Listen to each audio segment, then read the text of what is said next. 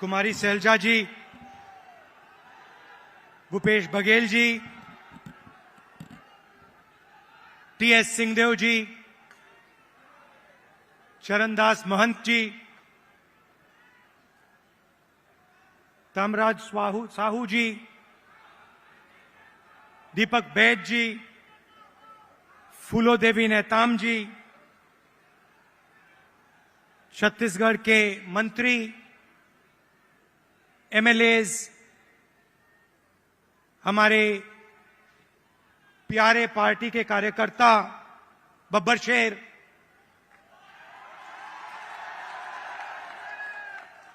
और शेरनिया, भाइयों और बहनों, छत्तीसगढ़ के युवाओं, प्रेस के हमारे मित्रों, आप सबका यहां बहुत बहुत स्वागत। इतनी गर्मी में आप आए, अपना कीमती समय आपने हमें दिया, हमारी बात सुनने आए, इसके लिए मैं बहुत आभारी हूं।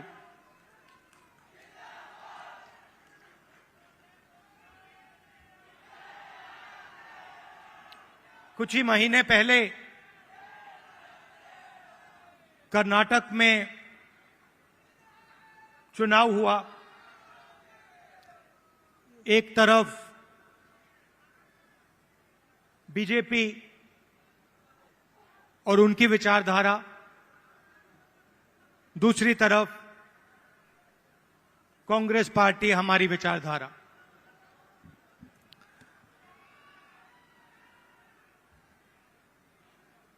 उनका काम लोगों को बांटने का, नफरत फैलाने का, हिंसा फैलाने का। हमारा काम लोगों को जोड़ने का, नफरत के बाजार में मोहब्बत की दुकान खोलने का।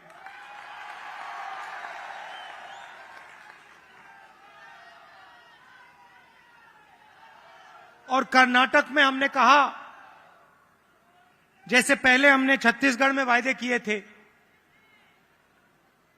किसानों को सही दाम देने का वायदा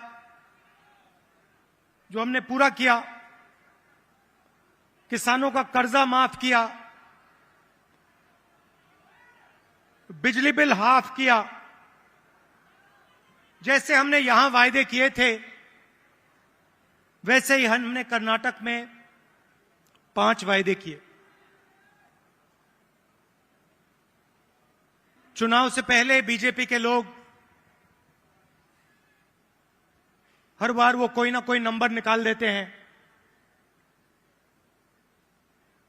कोई कहता है 230 सीट आएंगी, कोई कहता है 250 सीट आएंगी,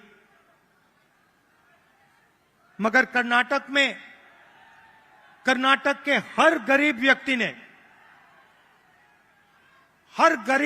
ने पूरा दम लगा के कांग्रेस पार्टी को जिताया। और वही यहां हुआ था। देखिए, एक बात मैं साफ करना चाहता हूं, बीजेपी और नरेंद्र मोदी जी हिंदुस्तान के 2-3 अरबपतियों के लिए काम करते हैं। नाम आप जानते हो। कुछ ही दिन पहले दुनिया के सबसे बड़े फाइनेंशियल अखबारों में अदानी जी के बारे में कहानी आई, आर्टिकल छपा। दुनिया के सबसे बड़े फाइनेंशियल न्यूज़पेपर में लिखा था, अदानी जी जो नरेंद्र मोदी जी के करीब हैं, उन्होंने हिंदुस्तान से हजारों करोड़ रुपया बाहर देशों में भेजा और उस पैसे से स्टॉक मार्केट में अपने शेयर्स का दाम बढ़ाया। और उस पैसे से अदानी जी, आपकी जो पूंजी है, आपका जो इंफ्रास्ट्रक्चर है, आपके जो एयरपोर्ट हैं, सुना है अब रेलवे स्टेशन भी उनको दिए जाएंगे।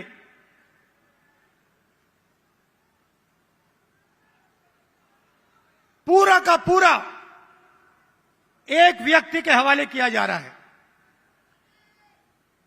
और मैं साफ कहना चाहता हूं कि चाहे वो कर्नाटक की सरकार हो, छत्तीसगढ़ की हो, राजस्थान की हो, हिमाचल की हो, और जो अभी आने वाली हैं तेलंगाना, मध्य प्रदेश, ये सारी की सारी सरकारें गरीबों की सरकारें होंगी, अदानी की सरकारें नहीं होंगी। और प्रधानमंत्री को साफ कहना चाहिए, देश को बताना चाहिए और छत्तीसगढ़ के युवाओं को बताना चाहिए कि वो अदानी जी पर इंक्वायरी क्यों नहीं करवा रहे हैं। ऐसी क्या बात है कि नरेंद्र मोदी जी अदानी जी पर इंक्वायरी नहीं करा सकते हैं? दो तीन सवाल हैं भाई और बहनों, युवाओं। ये जो हजारों करोड़ रुपए हिंदुस्तान से बाहर गया, ये पैसा किसका था? पहला सवाल, ये अदानी जी का पैसा नहीं था, ये किसी और का पैसा था। किसका पैसा था? ये पहला सवाल है। प्रधानमंत्री जी कोई इंक्वायरी नहीं करवाएंगे। मैं आपको साफ कह देता हूं, हिंदुस्तान का प्रधानमंत्री अदानी जी पे कोई इंक्वायरी करा ही नहीं सकता, क्योंकि अगर उसका इंक्वायरी का नतीजा निकल गया तो नुकसान अदानी जी को नहीं होगा, नुकसान किसी और को होगा। तो छत्तीसगढ़ में हमने क्या किया? छत्तीसगढ़ में किसानों को धान के लिए सही दाम दिया। और आज आप सारे प्रदेशों को देख लीजिए, लिस्ट निकालिए, सवाल पूछिए, धान के लिए सबसे ज्यादा पैसा कौन से स्टेट में मिलता है? जवाब मिलेगा छत्तीसगढ़, छत्तीसगढ़, छत्तीसगढ़। और प्रधानमंत्री जी यहां आए थे, मुझे याद है, बीजेपी के सब नेता आए थे और कहा था कि कांग्रेस पार्टी इस वायदे को पूरा नहीं कर सकती है। कहा था पैसा नहीं है। हमने साफ दिखा दिया, पैसा है और वायदा पूरा हमने कर दिया। जहां भी हम जाते हैं, हम झूठे वायदे नहीं करते। 15 लाख रुपए का वायदा हम नहीं कर सकते। नरेंद्र मोदी जी ने कहा था काला धन वापस आएगा, 15 लाख रुपए बैंक अकाउंट में जाएंगे। उल्टा हजारों करोड़ रुपए हिंदुस्तान से बाहर जा रहा है। इंटरनेशनल अखबार कह रहे हैं कोई इंक्वायरी नहीं।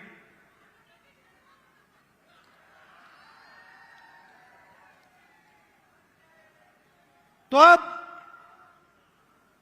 छत्तीसगढ़ के युवा जो हैं, आपकी बहुत बड़ी जिम्मेदारी है और हम चाहते हैं कि आप प्रदेश को चलाने में, राजनीति को चलाने में आगे आएं। आपको पीछे नहीं रहना चाहिए।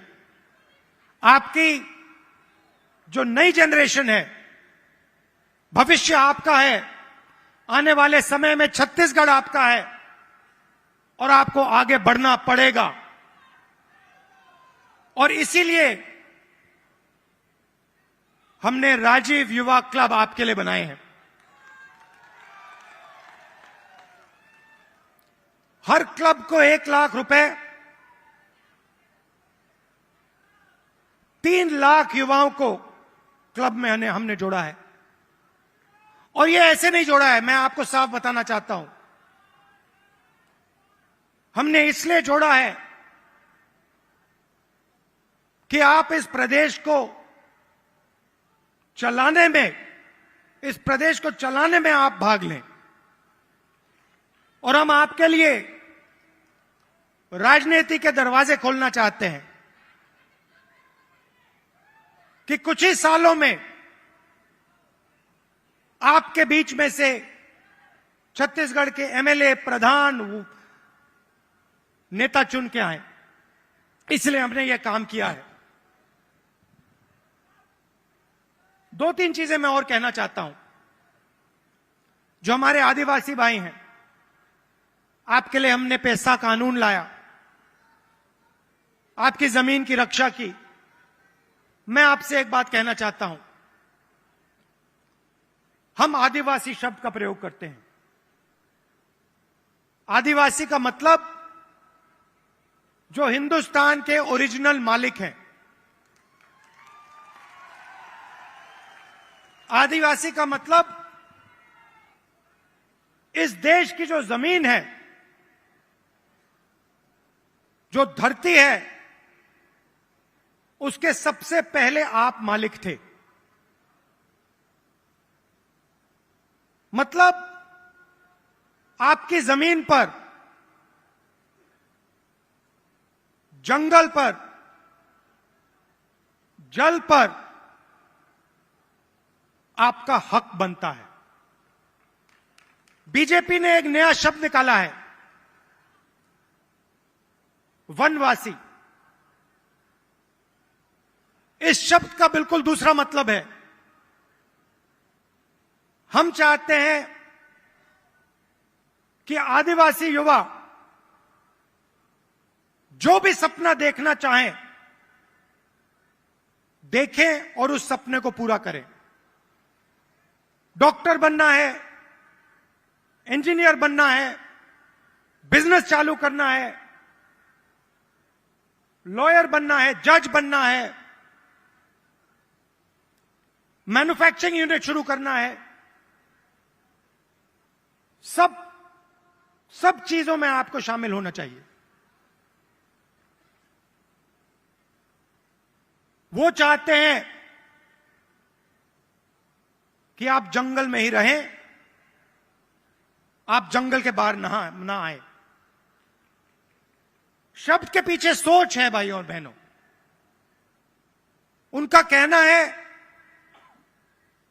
कि आप पहले हिंदुस्तान के मालिक नहीं थे, आप जंगल में रहते थे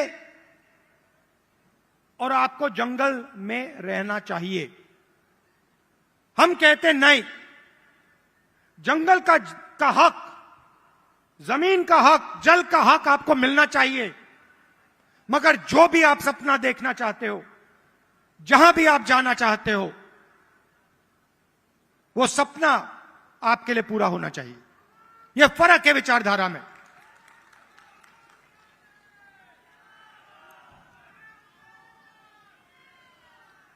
और पूरे देश में भाई और बहनों, पूरे देश में ये नफरत फैला रहे हैं। आदिवासियों को नया नाम दे देंगे, एक धर्म को दूसरे धर्म से लड़ा देंगे, एक भाषा को दूसरी भाषा से लड़ा देंगे, एक जात को दूसरी जात से लड़ा देंगे। हमारा काम जोड़ने का है। जहां भी ये नफरत फैलाते हैं, चाहे वो मणिपुर हो, असम हो, कर्नाटक हो, जहां भी ये नफरत फैलाएंगे, कांग्रेस पार्टी के कार्यकर्ता वहां जाकर मोहब्बत फैलाएंगे।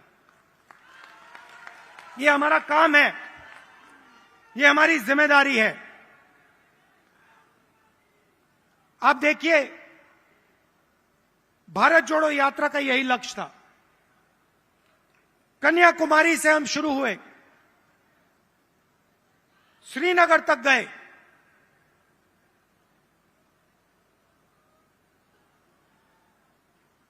मीडिया में इन्होंने, बीजेपी के लोगों ने हर रोज ये कुछ ना कुछ उल्टा सीधा बोलते हैं, नफरत फैलाते हैं।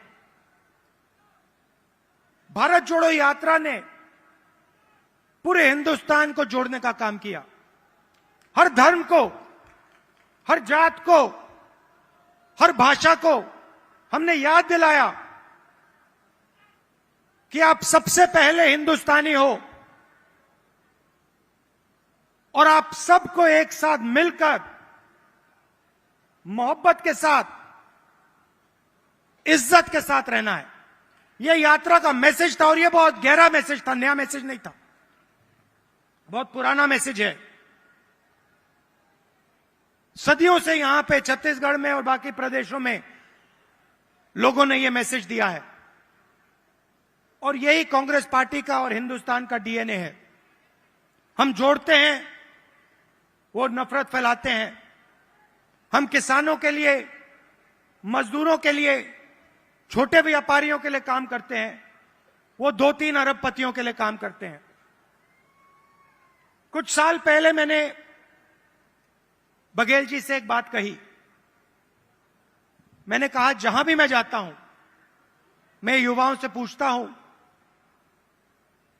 आपके सामने सबसे बड़ी मुश्किल क्या है?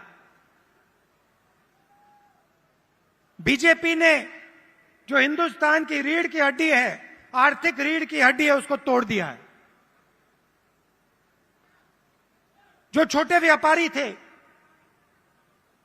जीएसटी और नोटबंदी ने उनको खत्म कर दिया, जानबूझ के खत्म किया। और जब भी मैं इनसे पूछता हूं, आपके सामने सबसे बड़ी मुश्किल क्या है, कहते हैं बेरोजगारी। और मैंने छत्तीसगढ़ के चीफ मिनिस्टर से कहा, देखिए, छत्तीसगढ़ में अलग अलग स्किल्स हैं, हर डिस्ट्रिक्ट में आप कुछ ना कुछ बनाते हो, मगर जो छोटे बिजनेस वाले होते हैं उनको बैंक का पैसा नहीं मिलता, उनको मीडिया का सपोर्ट नहीं मिलता। और मैंने छत्तीसगढ़ के चीफ मिनिस्टर बघेल जी से कहा कि आपका फोकस इन छोटे व्यापारियों पे होना चाहिए, छोटे बिजनेस वालों पर होना चाहिए, बैंक के दरवाजे उनके लिए खोलने चाहिए, और मार्केटिंग हो तो इनके लिए हो। और खुशी से मैं कहता हूं कि बघेल जी ने इस पे काम शुरू कर दिया है और इससे आने वाले समय में लाखों युवाओं को फायदा मिलेगा, हजारों नए बिजनेस खुलेंगे और लाखों युवाओं को रोजगार मिलेगा। देखिए, आपको सिर्फ छत्तीसगढ़ की नहीं सोचनी है। छत्तीसगढ़ हिंदुस्तान का सेंटर है।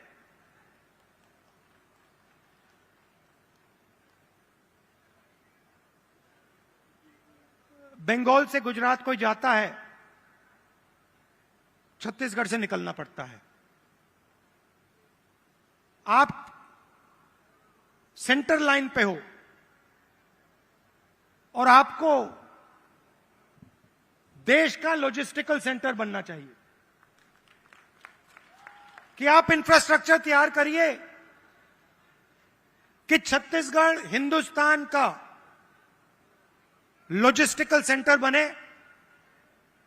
जो भी माल बंगाल से गुजरात बाकी प्रदेशों में जाए वो यहां प्रोसेस हो, यहां से निकले, एयरपोर्ट से आप बाकी दुनिया को छत्तीसगढ़ से जोड़िए, सिर्फ हिंदुस्तान को नहीं, बाकी दुनिया को आप एयरपोर्ट से जोड़िए, छत्तीसगढ़ को जोड़िए कि हमारे जो युवा हैं, छत्तीसगढ़ के जो प्रोडक्ट्स हैं वो पूरी दुनिया में जाएं, सिर्फ हिंदुस्तान में ना रहें। मुझे लगता है कि छत्तीसगढ़ की सरकार ने बहुत अच्छा काम किया है और आने वाले 5 सालों में भी यहां पे छत्तीसगढ़ की सरकार, कांग्रेस पार्टी की सरकार जबरदस्त काम करने जा रही है। कार्यकर्ताओं से मैं कहना चाहता हूं, आप हमारी रीढ़ की हड्डी हो, आप हमारे विचारधारा के लिए लड़ते हो।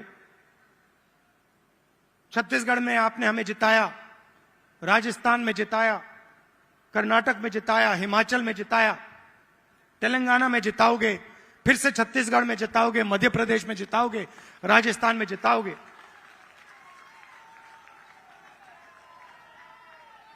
हमारी बघेल जी, हमारी सरकार को हमारे कार्यकर्ता की रक्षा करनी चाहिए।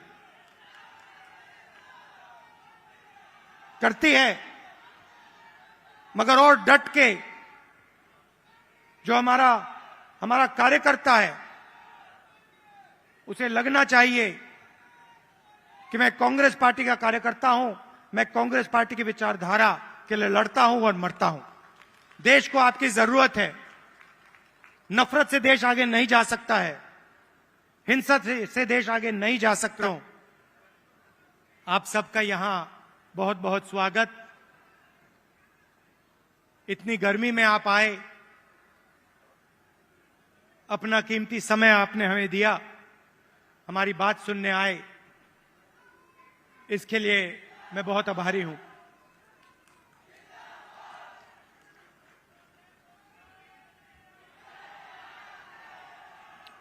कुछ ही महीने पहले कर्नाटक में चुनाव हुआ।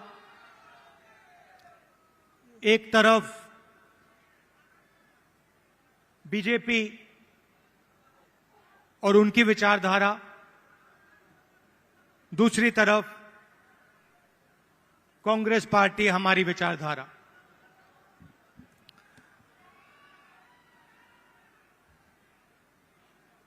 उनका काम लोगों को बांटने का, नफरत फैलाने का, हिंसा फैलाने का। हमारा काम लोगों को जोड़ने का, नफरत के बाजार में मोहब्बत की दुकान खोलने का।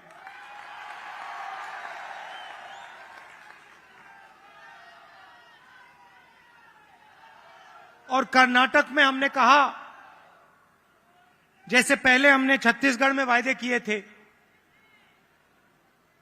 किसानों को सही दाम देने का वायदा जो हमने पूरा किया, किसानों का कर्जा माफ किया, बिजली बिल हाफ किया, जैसे हमने यहां वायदे किए थे वैसे ही हमने कर्नाटक में 5 वायदे किए। चुनाव से पहले बीजेपी के लोग हर बार वो कोई ना कोई नंबर निकाल देते हैं। कोई कहता है 230 सीट आएंगी, कोई कहता है 250 सीट आएंगी, मगर कर्नाटक के हर गरीब व्यक्ति ने पूरा दम लगा के कांग्रेस पार्टी को जिताया। और वही यहां हुआ था। देखिए, एक बात मैं साफ करना चाहता हूं, बीजेपी और नरेंद्र मोदी जी हिंदुस्तान के 2-3 अरबपतियों के लिए काम करते हैं। नाम आप जानते हो। कुछ ही दिन पहले दुनिया के सबसे बड़े फाइनेंशियल अखबारों में अदानी जी के बारे में कहानी आई, आर्टिकल छपा। दुनिया के सबसे बड़े फाइनेंशियल न्यूज़पेपर में लिखा था, अदानी जी जो नरेंद्र मोदी जी के करीब हैं, उन्होंने हिंदुस्तान से हजारों करोड़ रुपया बाहर देशों में भेजा और उस पैसे से स्टॉक मार्केट में अपने शेयर्स का दाम बढ़ाया। और उस पैसे से अदानी जी आपकी जो पूंजी है, आपका जो इंफ्रास्ट्रक्चर है, आपके जो एयरपोर्ट हैं,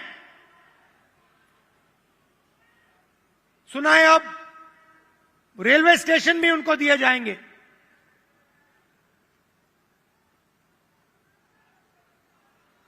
पूरा का पूरा एक व्यक्ति के हवाले किया जा रहा है।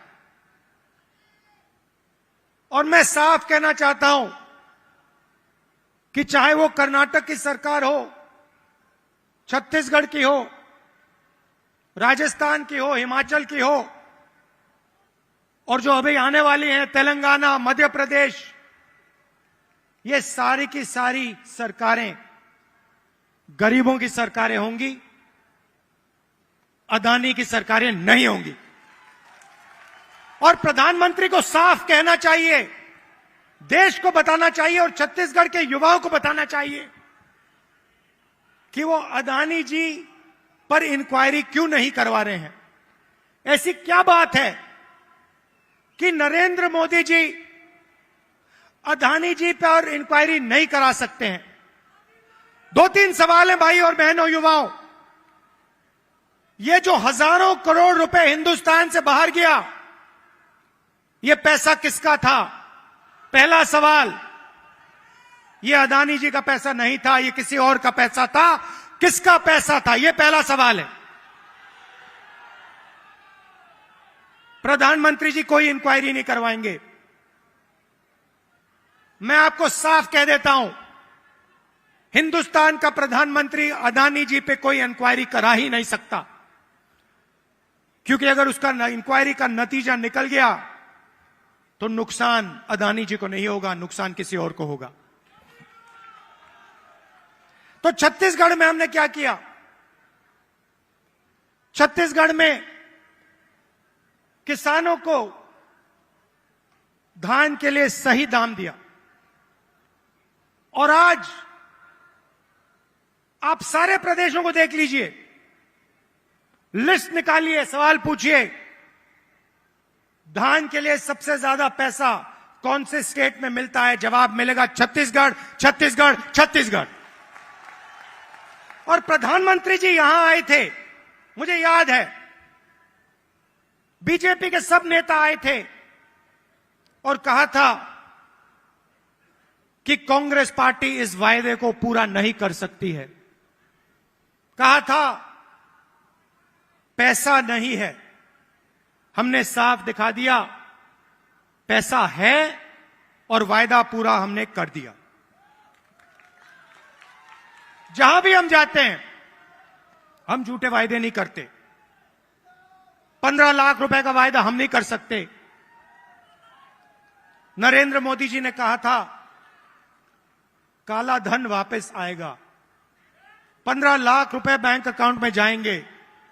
उल्टा हजारों करोड़ रुपए हिंदुस्तान से बाहर जा रहा है।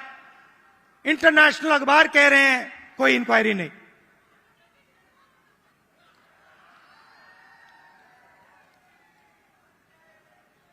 तो अब छत्तीसगढ़ के युवा जो हैं, आपकी बहुत बड़ी जिम्मेदारी है और हम चाहते हैं कि आप प्रदेश को चलाने में, राजनीति को चलाने में आगे आएं। आपको पीछे नहीं रहना चाहिए। आपकी जो नई जनरेशन है, भविष्य आपका है।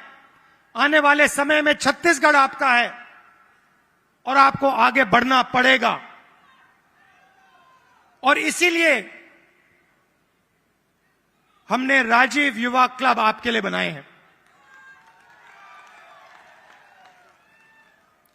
हर क्लब को 1 लाख रुपए, 3 लाख युवाओं को क्लब में हमने जोड़ा है। और ये ऐसे नहीं जोड़ा है, मैं आपको साफ बताना चाहता हूं। हमने इसलिए जोड़ा है कि आप इस प्रदेश को चलाने में, इस प्रदेश को चलाने में आप भाग लें। और हम आपके लिए राजनीति के दरवाजे खोलना चाहते हैं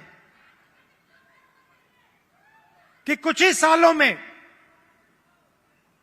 आपके बीच में से छत्तीसगढ़ के एमएलए, प्रधान, नेता चुन के आए। इसलिए हमने यह काम किया है। 2-3 चीजें मैं और कहना चाहता हूं। जो हमारे आदिवासी भाई हैं, आपके लिए हमने पैसा कानून लाया, आपकी जमीन की रक्षा की। मैं आपसे एक बात कहना चाहता हूं, हम आदिवासी शब्द का प्रयोग करते हैं। आदिवासी का मतलब जो हिंदुस्तान के ओरिजिनल मालिक हैं। आदिवासी का मतलब इस देश की जो जमीन है, जो धरती है, उसके सबसे पहले आप मालिक थे। मतलब आपकी जमीन पर, जंगल पर, जल पर आपका हक बनता है। बीजेपी ने एक नया शब्द निकाला है, वनवासी। इस शब्द का बिल्कुल दूसरा मतलब है। हम चाहते हैं कि आदिवासी युवा जो भी सपना देखना चाहें, देखें और उस सपने को पूरा करें। डॉक्टर बनना है, इंजीनियर बनना है, बिजनेस चालू करना है, लॉयर बनना है, जज बनना है, मैन्युफैक्चरिंग यूनिट शुरू करना है, सब चीजों में आपको शामिल होना चाहिए। वो चाहते हैं कि आप जंगल में ही रहें, आप जंगल के बाहर ना आए। शब्द के पीछे सोच है भाई और बहनों। उनका कहना है कि आप पहले हिंदुस्तान के मालिक नहीं थे, आप जंगल में रहते थे और आपको जंगल में रहना चाहिए। हम कहते नहीं, जंगल का हक, जमीन का हक, जल का हक आपको मिलना चाहिए। मगर जो भी आप सपना देखना चाहते हो, जहां भी आप जाना चाहते हो, वो सपना आपके लिए पूरा होना चाहिए। यह फर्क है विचारधारा में।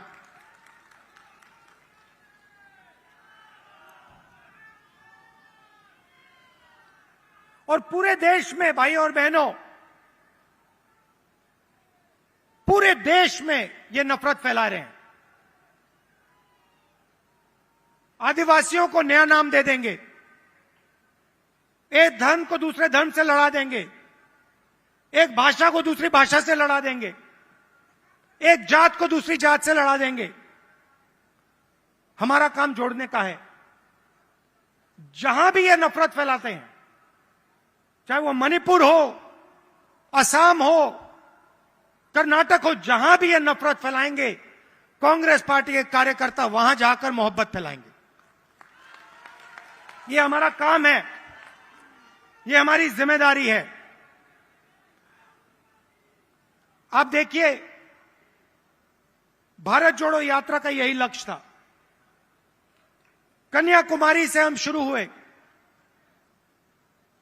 श्रीनगर तक गए,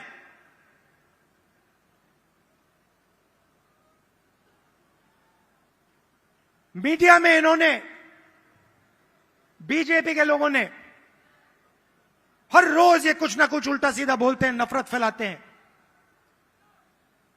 भारत जोड़ो यात्रा ने पूरे हिंदुस्तान को जोड़ने का काम किया। हर धर्म को, हर जात को, हर भाषा को हमने याद दिलाया कि आप सबसे पहले हिंदुस्तानी हो और आप सबको एक साथ मिलकर मोहब्बत के साथ,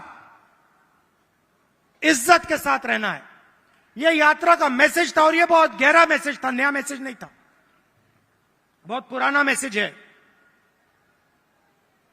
सदियों से यहां पे छत्तीसगढ़ में और बाकी प्रदेशों में लोगों ने यह मैसेज दिया है और यही कांग्रेस पार्टी का और हिंदुस्तान का डीएनए है। हम जोड़ते हैं, वो नफरत फैलाते हैं। हम किसानों के लिए, मजदूरों के लिए, छोटे व्यापारियों के लिए काम करते हैं वो 2-3 अरबपतियों के लिए काम करते हैं। कुछ साल पहले मैंने बघेल जी से एक बात कही। मैंने कहा, जहां भी मैं जाता हूं, मैं युवाओं से पूछता हूं, आपके सामने सबसे बड़ी मुश्किल क्या है? बीजेपी ने जो हिंदुस्तान की रीढ़ की हड्डी है, आर्थिक रीढ़ की हड्डी है, उसको तोड़ दिया है। जो छोटे व्यापारी थे, जीएसटी और नोटबंदी ने उनको खत्म कर दिया, जानबूझ के खत्म किया। और जब भी मैं इनसे पूछता हूं, आपके सामने सबसे बड़ी मुश्किल क्या है, कहते हैं बेरोजगारी। और मैंने छत्तीसगढ़ के चीफ मिनिस्टर से कहा, देखिए, छत्तीसगढ़ में अलग अलग स्किल्स हैं, हर डिस्ट्रिक्ट में आप कुछ ना कुछ बनाते हो, मगर जो छोटे बिजनेस वाले होते हैं उनको बैंक का पैसा नहीं मिलता, उनको मीडिया का सपोर्ट नहीं मिलता। और मैंने छत्तीसगढ़ के चीफ मिनिस्टर बघेल जी से कहा कि आपका फोकस इन छोटे व्यापारियों पे होना चाहिए, छोटे बिजनेस वालों पर होना चाहिए, बैंक के दरवाजे उनके लिए खोलने चाहिए, और मार्केटिंग हो तो इनके लिए हो। और खुशी से मैं कहता हूं कि बघेल जी ने इस पे काम शुरू कर दिया है, और इससे आने वाले समय में लाखों युवाओं को फायदा मिलेगा, हजारों नए बिजनेस खुलेंगे और लाखों युवाओं को रोजगार मिलेगा। देखिए, आपको सिर्फ छत्तीसगढ़ की नहीं सोचनी है। छत्तीसगढ़ हिंदुस्तान का सेंटर है।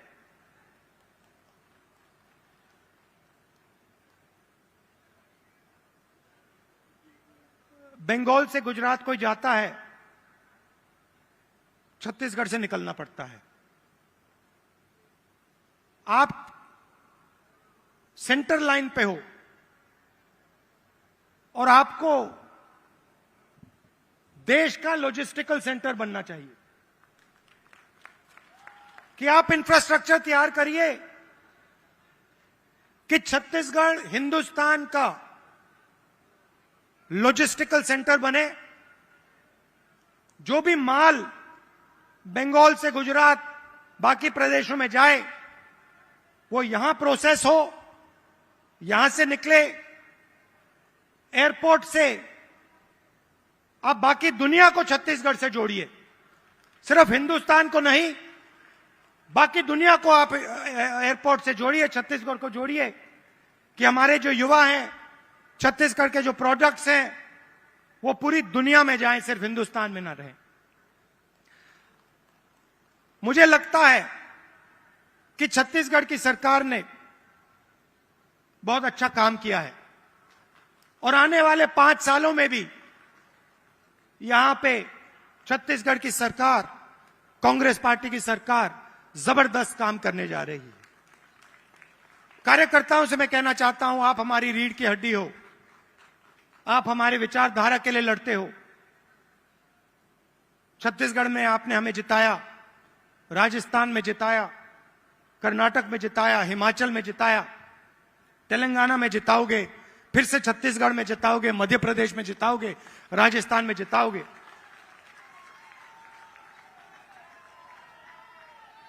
हमारी बघेल जी, हमारी सरकार को हमारे कार्यकर्ता की रक्षा करनी चाहिए, करती है, मगर और डट के जो हमारा कार्यकर्ता है, उसे लगना चाहिए कि मैं कांग्रेस पार्टी का कार्यकर्ता हूं, मैं कांग्रेस पार्टी की विचारधारा के लिए लड़ता हूं और मरता हूं। देश को आपकी जरूरत है। नफरत से देश आगे नहीं जा सकता है, हिंसा से देश आगे नहीं जा सकता है। अर्थव्यवस्था नहीं बढ़ सकती है। मोहब्बत से, इज्जत से काम किया जाता है और अगर देश को जोड़ा जाता है, सबको एक साथ लाया जाता है, तो देश तेजी से प्रगति करता है। आप सब यहां आए, इतने प्यार से आपने मेरी बात सुनी, इसके लिए आप सबको दिल से धन्यवाद। और जो युवा हैं, जो अब इन क्लब्स में शामिल होंगे, आप याद रखिए, छत्तीसगढ़ का भविष्य आपका है, आपकी बड़ी जिम्मेदारी है। आपको राजनीति में आना है और आपको छत्तीसगढ़ को भविष्य में चलाना है। बहुत बहुत धन्यवाद। जय हिंद, नमस्कार।